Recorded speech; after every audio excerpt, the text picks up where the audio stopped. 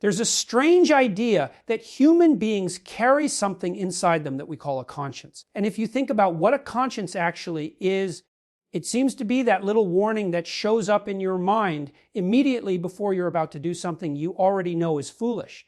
You get this sense that says, you probably shouldn't do this. Something in you recognizes that it's a bad idea before you actually commit yourself to it. But the strange part is that you're perfectly capable of ignoring that warning. You can hear it, understand it, and still choose to do exactly the thing it told you not to do. And then, sooner or later, the consequence arrives. The thing you were warned about actually happens.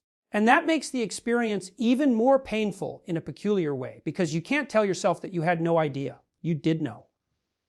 You had that little warning beforehand. You could say to yourself afterward, I knew this was coming. I knew something was going to go wrong. I was practically told that it would go wrong, and I went ahead anyway. And what's especially interesting is that we don't really understand what this conscience is or how it operates inside people. It's there, but its nature is mysterious. So you could ask yourself a very interesting question. Suppose you actually followed that inner warning for 5 years. What would your circumstances look like after 5 years of doing that? And what if you kept doing it for 10 years? What kind of life would you have built? What sort of family would surround you? What kind of relationship could you establish with another person? Because there's a very important difference between a relationship built around your actual identity and one built around an invented version of yourself. If someone comes to know you as you genuinely are, rather than as the person you think you're supposed to pretend to be, then there's a much stronger foundation underneath that relationship. Now, that doesn't mean it becomes easy. Quite the opposite. If you actually allow another person to encounter you as you are, then they have to deal with everything that comes along with you. They get your competence, your strengths, your weaknesses, your failures, your chaos, and your potential disasters. That is an extraordinarily difficult thing for two people to negotiate. But if you can work your way through that difficulty, then something very valuable emerges. At least you have something real. You have a place where you can stand without pretending. You have a life that actually belongs to you. And that kind of relationship can become a remarkably good foundation for raising children, because then you can relate to those children as real people instead of bringing them into a distorted family structure and making them suffer for the unresolved problems of the adults around them. And unfortunately, that happens in an enormous number of families. But there's another dimension to this that's even larger. And this is where I want to finish the idea. It's also part of the reason I wanted to bring these social instance readings into the discussion. Your life isn't isolated. Your future doesn't depend only on whether you straighten yourself out and begin living in accordance with what you genuinely believe you should become. What you do affects much more than your individual destiny. It also influences the people connected to you. You might look at the world and think, well, there are billions of people alive. There are about 7 billion now, and eventually the population will rise toward roughly 9 billion before beginning to fall quite rapidly. So what difference could one person possibly make? You might imagine yourself as nothing more than a tiny speck among billions of other human beings. But that picture is fundamentally wrong. You aren't an isolated speck floating around in an enormous crowd. You occupy a position inside a network. You are a point of connection within a huge structure of relationships. And that becomes even more obvious in the modern world because of social media. Over an entire lifetime, you might personally encounter or know 1,000 people. But each of those people has their own 1,000 connections. Suddenly, you're not as isolated as you thought. One step away, there may be thousands of people. 2 steps away, potentially millions or even billions. That's how the network works. And the actions you take move through that network in much the same way that a stone creates waves when it lands in water. You throw the stone into the pond, and the disturbance doesn't remain where the stone landed. The waves travel outward. They reach places you can't see. They interact with other waves. They alter things beyond the point where the original action occurred. Your behavior works in much the same manner. The things you choose to do matter, and the things you choose not to do matter too. They can influence other people in ways you may never completely understand. If you help another person become capable of confronting something they fear, for example, you may make that person stronger. And then that person may influence someone else. The strange thing is that we don't really know where the limits of that process are. Imagine that you spent 10 years refusing to run away from the things you already knew you needed to confront, not according to somebody else's definition of what you should do, but according to the standards you have developed within your own system of values. What would happen to you after 10 years of that? What would you become? There are people who have spent decades discovering the answer to precisely that question. Every once in a while, you encounter someone who has genuinely developed themselves over a very long period of time. They discovered who they were capable of being because they stopped suppressing that person and started expressing it.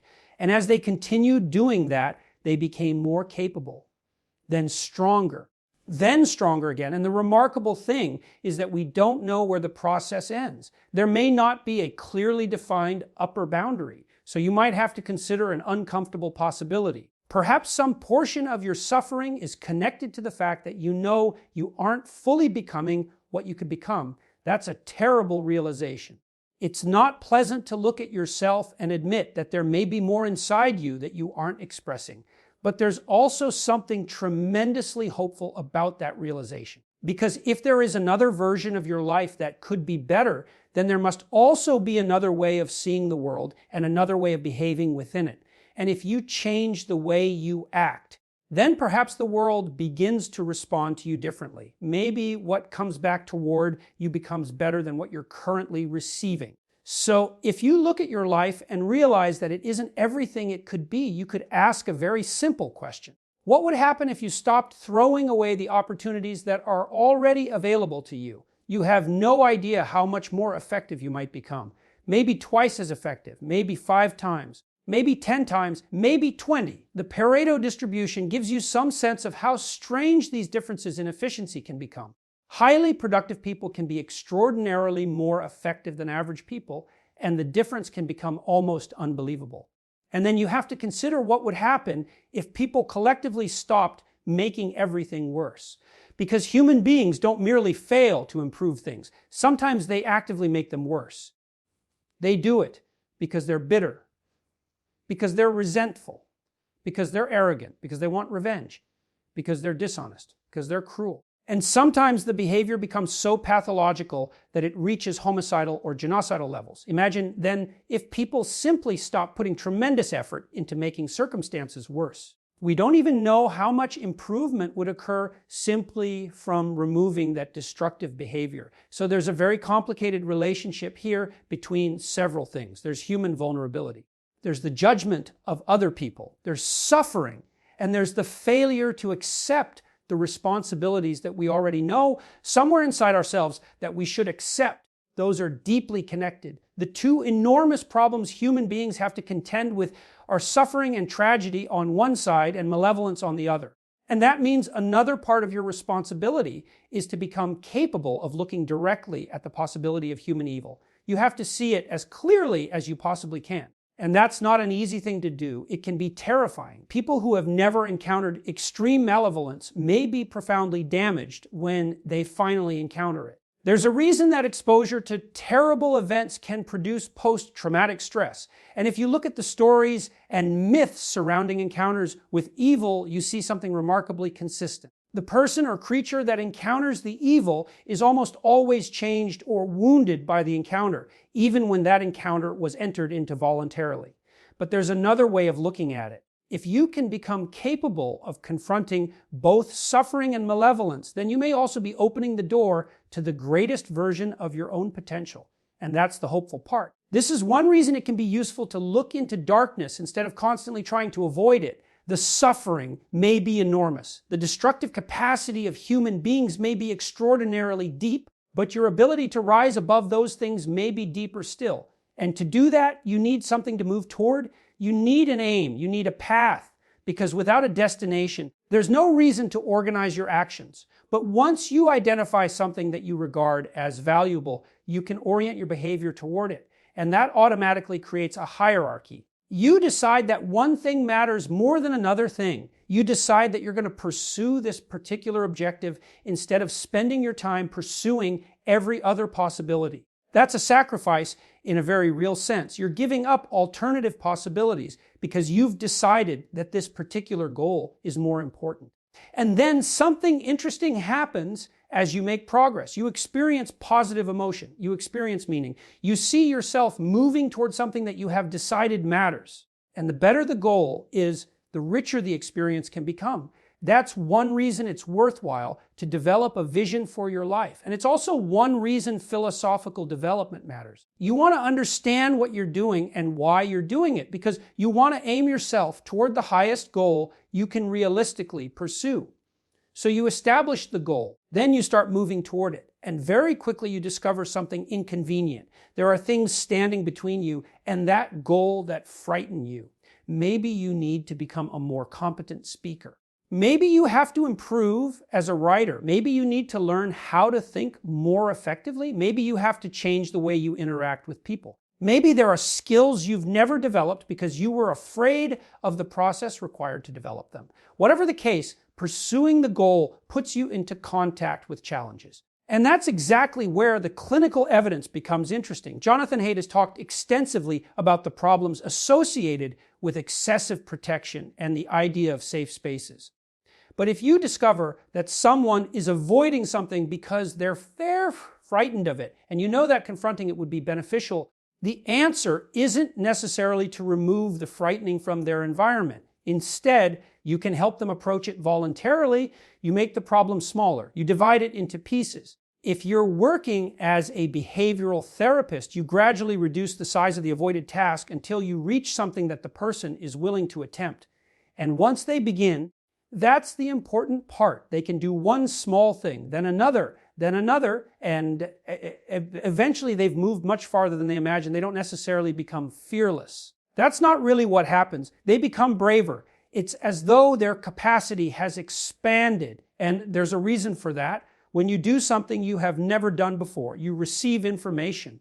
The experience itself teaches you something. You can take what you learned and incorporate it into your understanding. Eventually, information becomes skill.